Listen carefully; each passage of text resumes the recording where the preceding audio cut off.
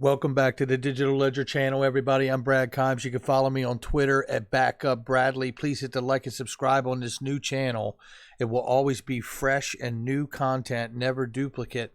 And we will at times cover other coins and other things and news happening in the crypto space. So make sure you hit that like and subscribe button. Today we are going to discuss some Ripple news and some regulatory news, whether it's concerned to New York or a wider approach like the country itself. So this is going to get interesting, guys, so stay with me on this. So the first piece of news is Ripple and SBI Holdings to launch on-demand liquidity service for RippleNet using XRP in Asia in 2020.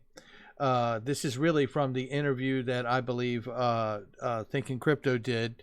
Shout out to Tony for that interview, and they're just pulling some information out of here that was great. So let's go through this really quickly and just grab these points and move to the next piece of information here.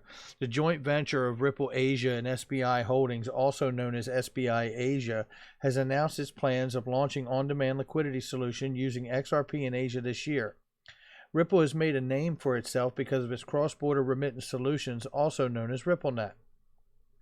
The firm has seen many takers for its technology, which uses XRP liquidity on the ledger, facilitate instant cross-border payments at a minimal cost. The ODL solutions have been quite a hit, and given Asia is emerging as one of the fastest growing hubs, the joint venture between Ripple and SBI Holdings wants to push for its adoption further.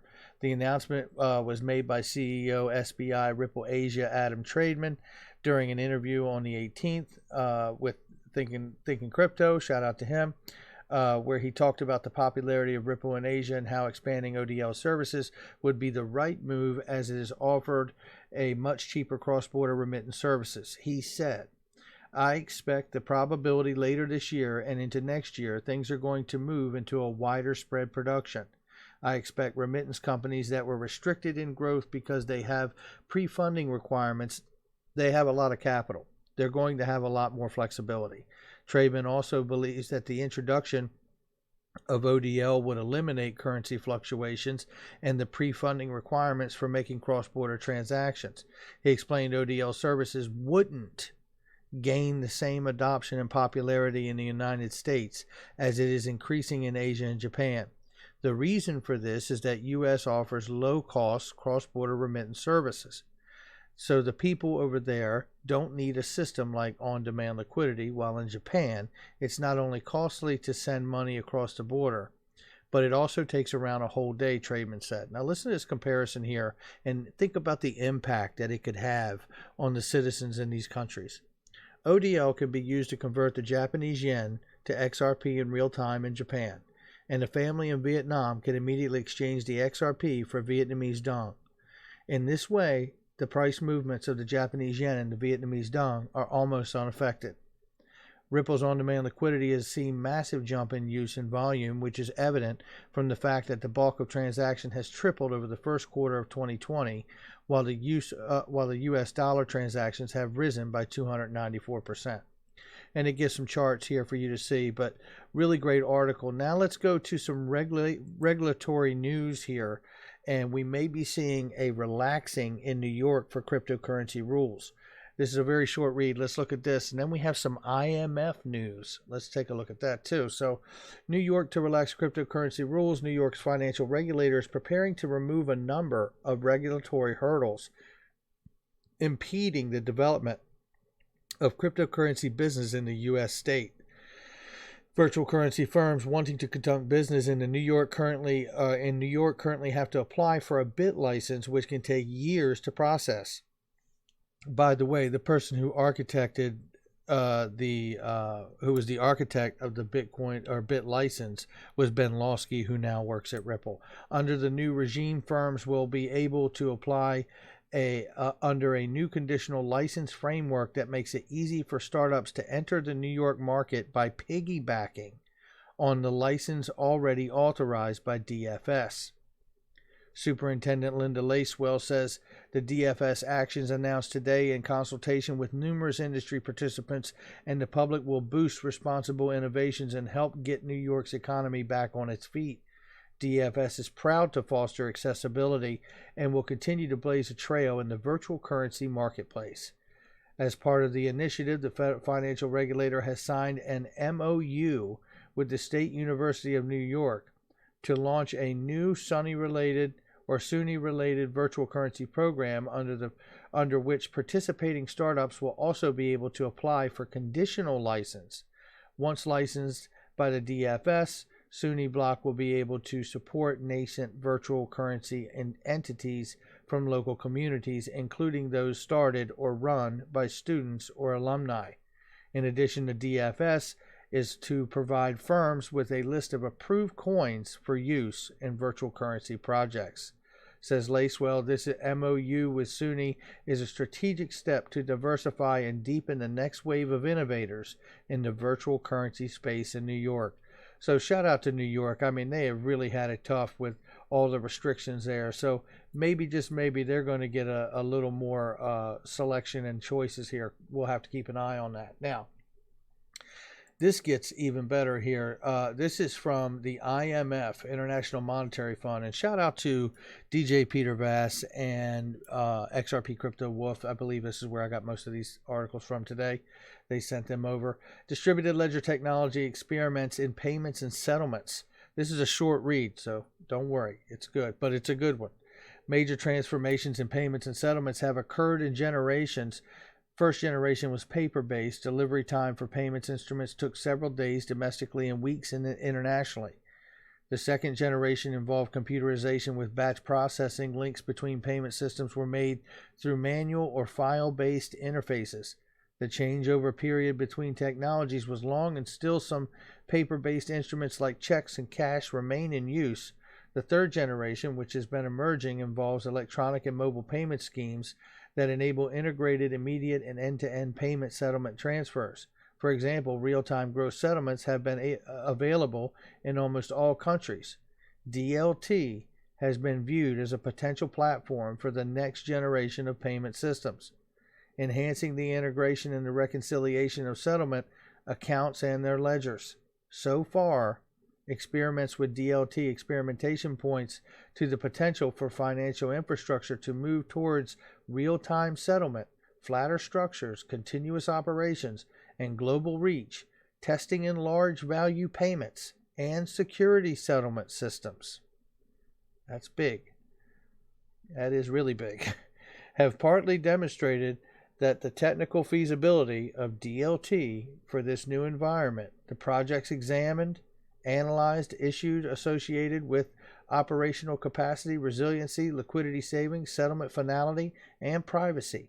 DLT-based solutions can also facilitate delivery versus payments of securities, payment versus payment of foreign exchange transactions. They are literally talking about settling on distributed ledger technology for the FX market here, and an efficient cross-border payments. This is really, this is exciting to me. I mean, a lot of this, I think we all feel like we knew, but when we can see an official statement from some place like the IMF, yeah, that's exciting. Now, here's something that's kind of like that drawback where you just say to yourself, oh boy, you know.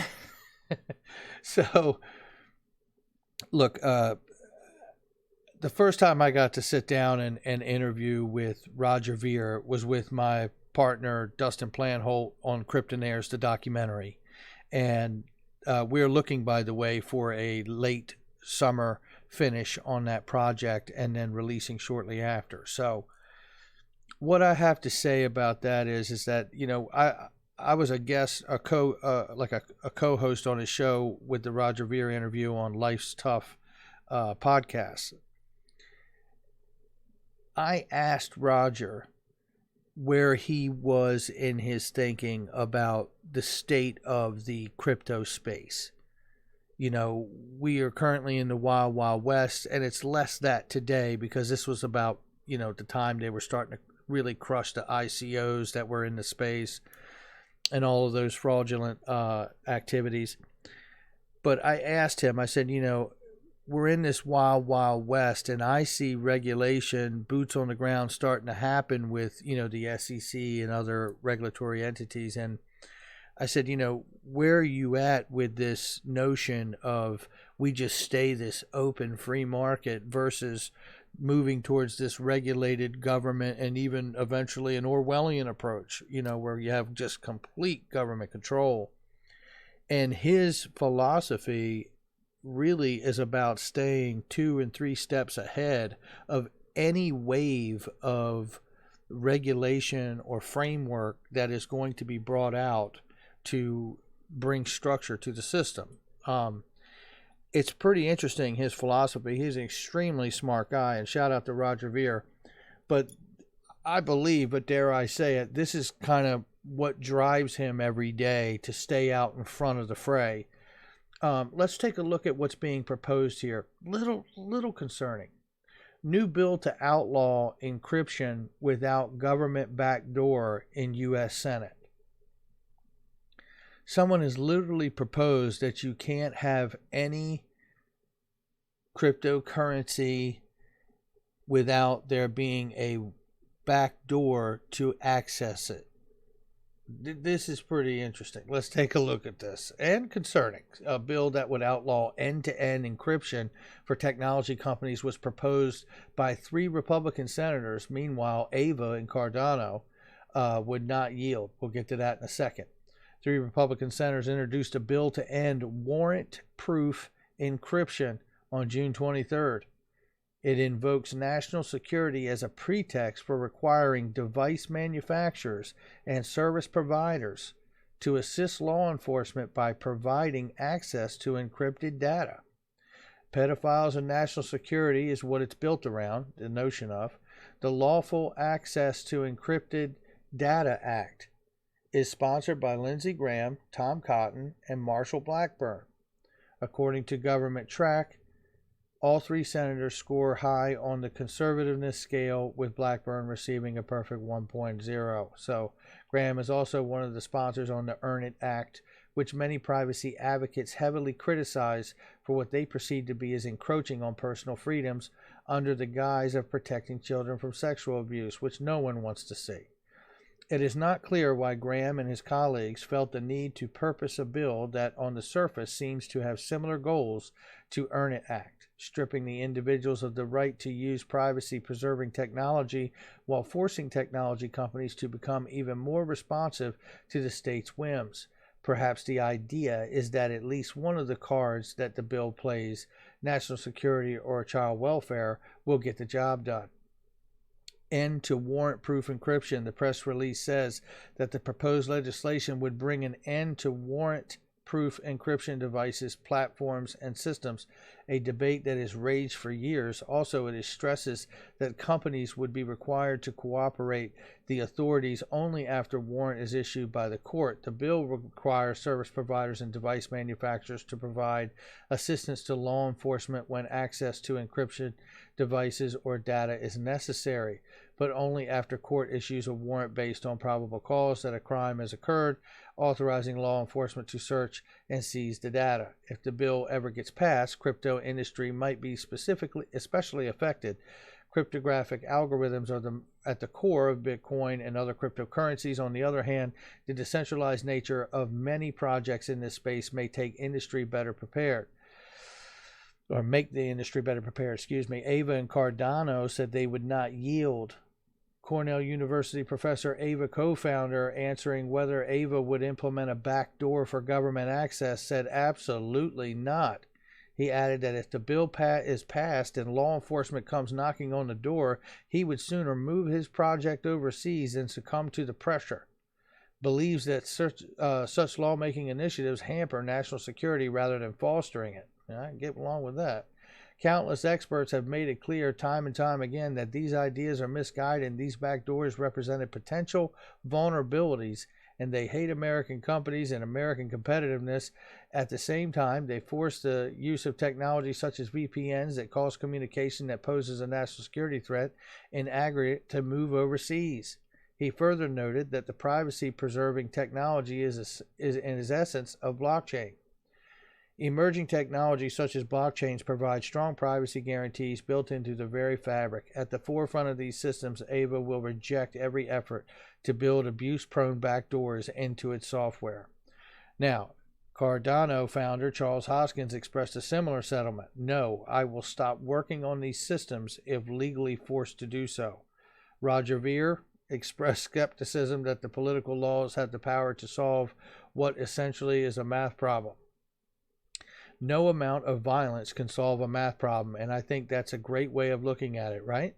So politicians can pass all the bills they want, but it doesn't change the way math works. So no amount of political lawmaking or violence can solve a math problem.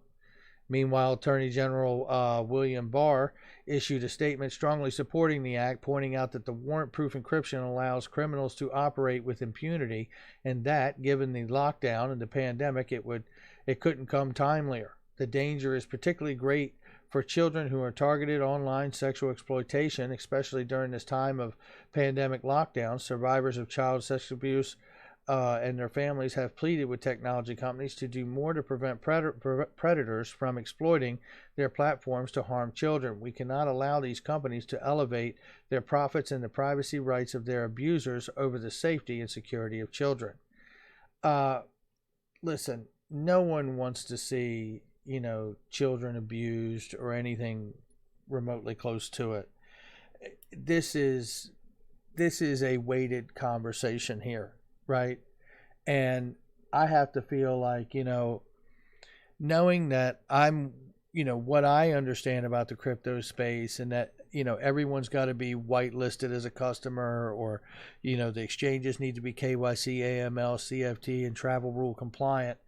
I feel like that's a great place to start, because you can figure out who someone is if you need to. I mean, the system isn't perfect as it is now, regardless of blockchain technology. So, this is something that obviously needs to have a real close eye kept on this, because blockchain itself and the heart of its existence is about being able to control your own identity and data. So, definitely want to keep an eye on this. All right, guys, things are heating up. The conversation's getting bigger and bigger every day.